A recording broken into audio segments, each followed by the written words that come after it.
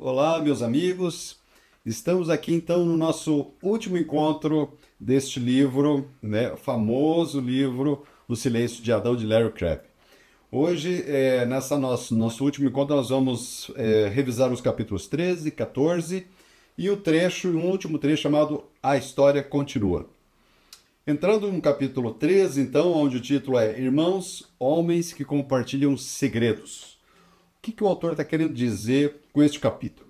Ele cita a importância de nós, homens, termos amigos cristãos, para ser o nosso confidente, o nosso intercessor, aquele com que nós podemos confessar os nossos pecados e compartilhar a nossa jornada. Ele destaca essa importância fundamental em nossa vida. Me parece que se você nos acompanhou no livro anterior, Os Companheiros de Luta, ele falava exatamente sobre isso. Que, entre aspas, coincidência, não é mesmo? Dois livros seguidos falando sobre a importância de nós, homens, termos um amigo, um confidente, um intercessor em nossa vida. E isso não é à toa. Tem algo aqui que é de Deus para as nossas vidas, como nós precisamos desfrutar da companhia de um grande amigo ao nosso lado. O autor, então, ele cita num trecho desse capítulo 13 sobre um homem que buscava esse companheiro de luta, esse companheiro de divisão de fardos. Ele busca um, busca outro, não se adapta, não consegue fechar um círculo de amizade, mas ele encontra um homem onde ele compartilha um pouco do seu fardo, dos seus pecados, da luta que ele tinha contra o pecado. E é interessante que nessa situação, quando ele compartilha sobre o seu pecado, sobre a luta que ele estava para resolver isso, o companheiro dele, o amigo dele que estava acompanhando, não insistiu muito, não foi acompanhar ele e detalhar sobre o pecado, dar ênfase no pecado, mas ao contrário, esse amigo deu ênfase em Jesus Cristo, em aproximar ele do Senhor Jesus Cristo. E é interessante que, então, o foco da conversa não foi o pecado, e sim a aproximação de Cristo como um amigo. Parece que nós já conhecemos algo assim, né? Onde há luz, não há trevas. Então, quando nós nos aproximamos do Senhor Jesus Cristo, as trevas que se enraizavam em nós vão embora, se dissipam, elas não suportam a luz. E foi exatamente essa situação que o autor colocou aqui, né? Onde um amigo busca outro amigo, confessa o seu pecado, e esse amigo não fica focando exatamente na cura, na existência do pecado, mas sim em caminhar em direção a Jesus Cristo. Eu tive esse final de semana uma experiência interessante. Eu tive um curso de pilotagem de moto, pilotagem defensiva de moto. E uma das coisas que foi citado lá é que se você, na tua pilotagem, você olha o buraco que você precisa desviar e você foca nesse buraco, o que vai acontecer? A moto vai para o buraco. Você precisa ver a saída, ver para onde você quer levar a sua moto. E assim é a nossa vida com relação ao pecado. Você não pode focar o pecado, porque senão a luta vai ficar muito pesada, você vai sim tropeçar nele novamente. Você tem que focar na saída do nosso pecado, na cura do nosso pecado. E qual é a saída? Qual é a cura? Jesus Cristo. Então o nosso foco sempre deve estar na pessoa de Jesus Cristo. Nunca subestime o poder da conversa com um irmão sábio, experiente e perspicaz, que se envolve profundamente com alguém que luta com vícios de qualquer tipo. Essa conversa, esse desabafo é poderoso, é muito forte em nossas vidas. É isso que pode nos ajudar em nossa caminhada a sairmos desse vale de trevas onde nós caminhamos para, sim, um ambiente de luz onde Jesus Cristo reina. Alguém que diga, você não está sozinho, eu acredito em você. Precisamos de um amigo assim. E o autor citou 3 princípios do efeito do segredo. Quando nós não compartilhamos a nossa vida com alguém, o que acontece conosco? O que normalmente acontece conosco são 3 principais efeitos. O primeiro deles, enfraquecem a coragem. O segundo, nos isolam da comunidade daqueles que nos guardam. E em terceiro, corroem o senso legítimo de confiança pessoal. Vamos detalhar um pouquinho mais sobre esses 3 pontos. Primeiro deles, o enfraquece a coragem. O que o autor quis dizer com esse ponto aqui? O não compartilhar amplia o peso de nossas lutas, nos faz perder a guerra antes de lutarmos. Então é esse o sentimento de estarmos fracos, nos sentimos fracos. Não conseguimos compartilhar esse peso, nos torna mais fracos. O segundo ponto, nos isolam da comunidade daqueles que nos guardam. O que ele quis dizer com isso? Que produz a distância, nos afasta de quem podia nos ajudar e sair daquele emaranhado onde nós nos perdemos. É esse um dos pontos, um dos efeitos de guardarmos, não compartilharmos a nossa vida. E o terceiro, corrói o senso legítimo de confiança pessoal. Então, é uma bola de neve. Quando você está num bolo de pecado, você não consegue compartilhar, você tem a sua coragem enfraquecida, parece que você não tem a força para lutar contra aquilo, você acaba se isolando da comunidade que poderia te ajudar a se fortalecer. E o terceiro ponto que ele cita aqui, então, a nossa confiança pessoal é abalada. Parece que não vamos ser nunca capazes de sairmos daquela brecha que foi colocada em nossa vida, ou que nós mesmos cavamos em nós. Nos faz ouvir vozes que são, na verdade, mentiras, e vozes que dizem: você é fraco, você não é capaz, você não vai sair dessa. Se isole de todo mundo, permaneça no seu canto escuro e fique ali. Essa voz que vem em nós quando nós estamos afastados da comunidade, quando nós não nos abrimos com um amigo, um companheiro de luta. Em Tiago 5,16 fala: confessai as vossas culpas uns aos outros e orai uns pelos outros, para que sareis. A oração eficaz do justo pode muito. A confissão, ela não é dada, o perdão do pecado não é dado através do nosso amigo. O perdão é dado através de Deus. Deus nos perdoa.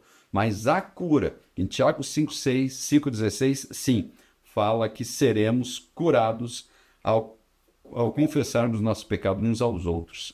Aí está a cura. E um ponto interessante, conforme nós vimos lá anteriormente, o ponto focal dessa confissão, para quem está recebendo, para quem está ouvindo, não é sim discutir e abordar e aprofundar no pecado, mas sim trazer a pessoa diante do Senhor Jesus Cristo, que ali sim há a cura, ali há a luz que espanta todas as trevas. Nós precisamos buscar sim, em oração, um homem para ser o nosso irmão, o nosso companheiro. Mas acima de tudo, nós precisamos também buscar em oração ser esse amigo, ser esse companheiro que vai também ajudar o próximo a lutar as suas batalhas. Há uma reserva inexplorada de poder na comunidade cristã. Parte desse poder só será liberada quando os homens se tornarem irmãos. E aqui nós terminamos o capítulo 13 e entramos no capítulo 14. O autor colocou o capítulo 14 como título O Sonho Restaurado, uma geração de mentores. Lá no início, nos primeiros capítulos deste livro, o autor já falava sobre isso, sobre o sonho que ele tinha quando nós vivêssemos uma comunidade onde fôssemos mais próximos, mais irmãos um do outro do que profissionais dentro de uma igreja. Ele colocou como piedosos, como homens piedosos, com o coração realmente aberto a ajudar o próximo, a caminhar com o próximo. E aqui, no final deste livro, então, ele volta a este assunto, colocando a importância, sim, de mentores, de homens piedosos inseridos dentro da nossa comunidade, nos auxiliando, nos ajudando nesse caminhar. A visão distorcida que o mundo tem, isso dentro da igreja, que a igreja atualmente acaba recebendo no mundo o otimismo cristão, focando a bênção de Deus para uma vida que queremos ter ou transformar em um ambiente mais acolhedor para os cristãos, aliviar os nossos sofrimentos. Parece que, nesse contexto, o autor está colocando que nós estamos hoje vivendo um cristianismo distorcido do legítimo lá de Jesus Cristo, onde o homem busca o Senhor, busca a Deus, mas para ter uma melhora de conforto da sua vida, para como se fosse Jesus Cristo um gênio da lâmpada, onde ele esfregasse quando precisa e assim recebesse as bênçãos de Deus. Mas o verdadeiro evangelho não é esse. O autor narrou aqui que nós precisamos aprender a continuar servindo a Cristo, mesmo quando problemas e sofrimentos chegarem. Nossa influência na sociedade deve ser o resultado de uma profunda paixão por Deus, que nos faz ser atrativamente diferentes e leve os outros a quererem conhecer a Deus também. Aqui está o ponto. Nós não buscamos ao Senhor pelas bênçãos, seja no momento de bênção, no momento de luta, no momento de dificuldades, nós o tempo todo permanecemos no Senhor, porque Ele é Deus de bênção, mas Ele é Deus e está presente na hora da batalha também.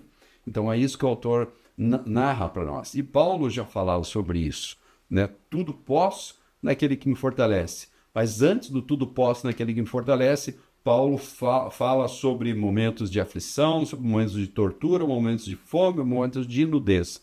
É este o contexto. Posso tudo, passar por bênçãos ou por dificuldades, naquele que me fortalece. E o nosso maior exemplo é o próprio Cristo. Se ele sofreu o tanto que sofreu, chegando à morte de cruz, quem somos nós para queremos nos poupar disso? Nossa vida, sim, pode ser muito melhor na presença de Jesus Cristo, mas isso não quer dizer que não vamos passar por dificuldades. Ser semelhante a Cristo deve ser a nossa maior ambição. Hoje, como eu falei anteriormente, é mais fácil você usar Cristo do que conhecer a Cristo. Usamos Cristo para planejar que nossa vida funcione, para manter a esperança de que vamos conseguir tudo o que em nossa imaginação precisamos para ser felizes. Raramente o adoramos. A cura para nossas dores e sofrimento está na paixão por Cristo. Quanto mais olhamos para Cristo, menos lambemos as nossas próprias feridas e mais parecidos com Ele nós ficamos. Na página 202, eu queria destacar um trecho aqui para você do que o autor narra. As pessoas que nos convencem de que sabem como aliviar o sofrimento, resolver os problemas e mudar as emoções indesejadas passam a ser nossos líderes, especialistas que atraem nossa atenção porque dizem que nossos sonhos de ter uma vida melhor podem ser concretizados. Nesses últimos dias em que há muitos amantes do ego que tratam o ódio a si mesmo como o maior pecado, reunimos um grande número de mestres ao nosso redor. Mestres que nos dizem o que nossos ouvidos coçam de vontade de ouvir. Infelizmente, não é a verdade. Na última parte do livro, onde o autor coloca como a história continua, ele narra... São 3 autores, na realidade, desse livro. O autor do principal do projeto é o Larry Crabb, mas também temos o Don Woodson e o Al Andrews. E o Don Woodson, eu vou destacar somente o que o Don Woodson mencionou. Ele diz o seguinte, nessa última parte do livro: vou dizer que ele nunca levou minhas inseguranças embora, mas, por sua graça, encontrei coragem para confiar nele. E veja o que ele fez por meu intermédio. Você é capaz de acreditar? Ele usou minhas fraquezas, todas elas, para glorificá-lo. E, amigo, Deus nos chama para sermos como o título original deste livro. Em português ela está O Silêncio de Adão, mas o título em inglês é Homens de Coragem, o chamado de Deus para ir além do silêncio de Adão. Dos três autores, somente Al Andrews ainda está vivo. E dos 3 eu pude notar que eles passaram, sim, romperam o silêncio de Adão e fizeram a diferença no seu tempo. E o convite fica a você. Você vai romper o silêncio de Adão? Você vai romper aquilo que te barra de ser tudo aquilo que o Senhor planejou para você ser nesta geração? Encerramos então hoje aqui o livro Silêncio de Adão.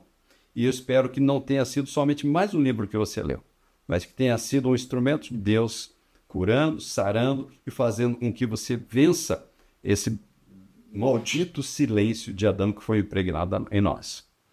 Reflita, ore e busque ao Senhor. Eu espero que você seja transformado dia após dia para sermos cada vez mais parecidos com o nosso Senhor Jesus Cristo. Deus o abençoe.